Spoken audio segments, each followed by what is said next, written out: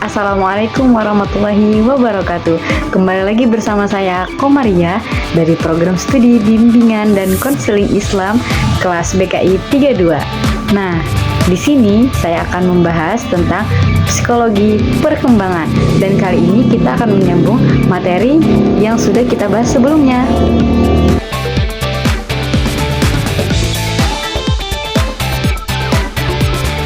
Nah, pembahasan pertama pada kali ini adalah beberapa pengamatan dasar tentang karakter pengembangan. Meskipun ada jalur perkembangan umum yang diikuti oleh hampir semua orang, tidak ada dua orang yang persis sama, bahkan ketika dibesarkan di rumah yang sama. Anak-anak seringkali menunjukkan minat, nilai, kemampuan, dan perilaku yang sangat berbeda. Jadi, untuk mendeskripsikan perkembangan secara memadai, perlu untuk fokus pada pola perubahan yang umum atau perkembangan normatif dan pada variasi individu dalam pola perubahan atau perkembangan ideografik.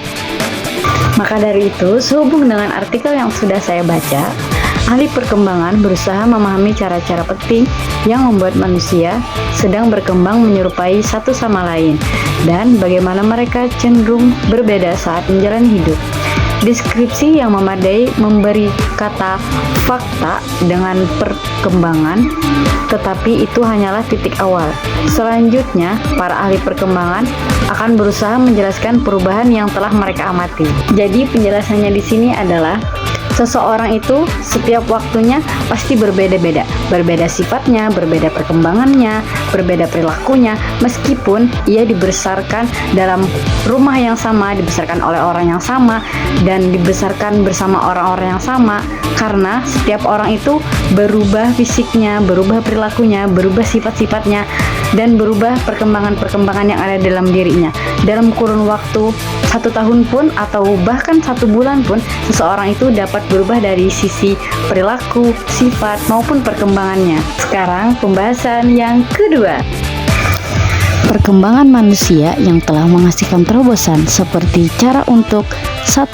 Meningkatkan ikatan kasih sayang yang kuat antara bayi yang rewel dan tidak responsif dengan orang tua mereka yang frustasi. Kedua, membantu anak-anak dengan kesulitan belajar untuk berhasil di sekolah.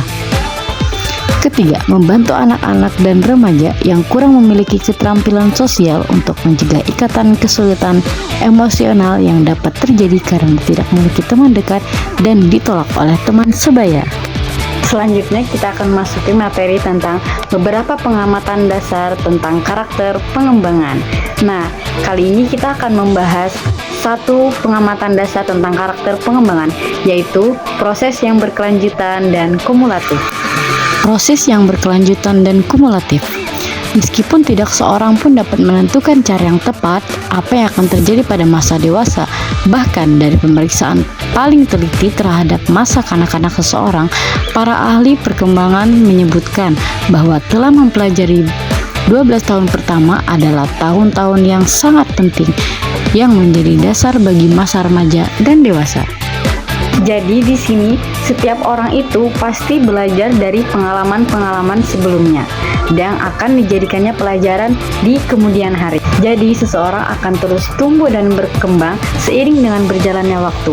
Kita di umur 10 tahun bukanlah kita yang di umur sekarang ini. Dulu waktu kita duduk di kelas 1 SMP dengan kita duduk di kelas 1 SMA pasti berbeda. Selanjutnya di sini ada pembahasan tentang tinjauan kronologis perkembangan pada manusia. Jadi, para peneliti menghasilkan tentang tinjauan kronologis perkembangan manusia pada periode kehidupan. Yang pertama ada periode prenatal, yang kedua periode masa bayi, yang ketiga periode masa balita, yang keempat periode prasekolah yaitu saat kita sekolah, lalu masa kanak-kanak pertengahan ketika kita sekolah namun sudah memasuki usia-usia remaja, kemudian periode masa remaja, kemudian masa dewasa muda, lalu periode usia parubaya, lalu periode usia tua. Selanjutnya ada pembahasan tentang konsepsi hingga kelahiran, yaitu penjelasan tentang umur-umur periode-periode perkembangan manusia tadi. Konsep ini berhubungan dengan tinjauan kronologis perkembangan manusia, yang mana tinjauan kronologis tersebut pada periode prenatal itu sekitar kelahiran hingga dari lahir hingga usia 18 bulan. Kemudian masa bayi dari usia 18 bulan hingga usia 3 tahun. Kemudian masa balita dari usia 3 hingga 5 tahun. Periode sekolah usia 5 hingga 12 tahun atau lebih, dalam kurung hingga masa pubertas dimulai. Masa kanak-kanak atau pertengahan usia 12 hingga 20 tahun atau lebih banyak. Ahli perkembangan mendefinisikan akhir masa remaja sebagai titik di mana individu mulai bekerja dan cukup mandiri dari sanksi-sanksi orang tua. Masa dewasa muda, kurun waktu usia 20 hingga 40 tahun, usia parubaya 40 hingga 65 tahun, dan yang terakhir usia tua, kurun waktu usia 65 tahun atau lebih.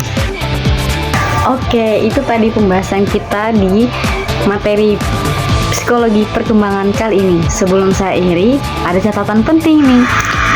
Rentan usia yang tercantum di sini adalah perkiraan dan mungkin tidak berlaku untuk individu-individu tertentu. Misalnya, beberapa anak berusia 10 tahun telah mengalami pubertas dan dapat digolongkan sebagai remaja. Beberapa remaja sudah mandiri sepenuhnya, memiliki anak sendiri dan dapat digolongkan sebagai dewasa muda.